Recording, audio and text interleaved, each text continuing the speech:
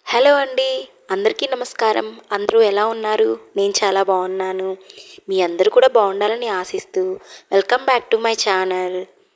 అందరికీ ముందుగా దసరా నవరాత్రి శుభాకాంక్షలు. దసరా అన్నంగానే ఈ దేశం అంతటా అమ్మవారి నామస్మరణతో మార్మోగిపోతూ ఉంటుంది. సంవత్సరంలో వచ్చే అన్ని నవరాత్రుల్లో అతి ముఖ్యమైన నవరాత్రులు మరియు అతి శక్తివంతమైన నవరాత్రులు దసరా నవరాత్రులు.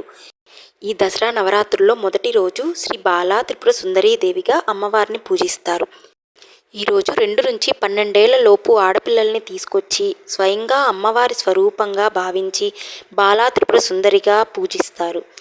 ముందుగా కాళ్ళకి పసుపు రాసి గంధం కుంకుమ బొట్లు పెట్టి పూలు అక్షింతలు వేసి అమ్మవారికి పాదాలకు కూడా అక్షింతలు వేసి ఆ అమ్మవారే స్వయంగా మన ఇంట్లోకి వచ్చి ఆసీనురాలైనట్టుగా మనం భావించి అమ్మవారిని ఎలా అయితే పూజిస్తామో ఆడపిల్లల్ని కూడా అలాగే పూజించాలి. మనకు ఒకవేళ ఇంట్లో ఆడపిల్లలు లేకపోతే మన పక్కన ఎవరైనా ఆడపిల్లలు ఉంటే వాళ్ళని తీసుకొచ్చి అమ్మవారి స్వరూపంగా భావించి వాళ్ళని కూడా పూజించుకోవచ్చు. వీలైతే ప్రతిరోజు నవరాత్రులు అయ్యేంత వరకు ఒక అమ్మాయిని తీసుకొచ్చి అమ్మవారి స్వరూపంగా పూజించుకోవచ్చు.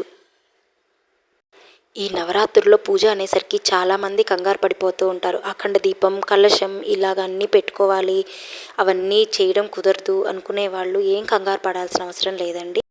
ఏ హంగామా హడావిడి లేకుండా ఉదయం సాయంత్రం క్రమం తప్పకుండా దీపారాధన చేసుకొని అమ్మవారి స్తోత్రాలు చదువుకొని అమ్మవారిని పూజిస్తే చాలండి. 9 రోజులు కుదరని వాళ్ళు 7 రోజులు, 5 రోజులు లేదా అప్పటికీ కుదరటం లేదు అనుకుంటే ఆఖరి 3 రోజులు మాత్రం చాలా శక్తివంతమైనవండి. ఆ శక్తివంతమైన రోజుల్లో పూజ చేస్తే చాలు. ప్రసాదాలు అవి పెట్టలేము అనుకున్న వాళ్ళు భక్తితో చిన్న పండు పెట్టినా చాలు, అమ్మవారు ఇట్టే కరుణిస్తారు. అంత కరుణామూర్తి అమ్మవారు. ఈ 9 రోజులు లలితా సహస్ర పారాయణం, ఖడ్గమాల, మణిద్వీప వర్ణన ఇవన్నీ పారాయణం చేసుకుంటే చాలా మంచిది.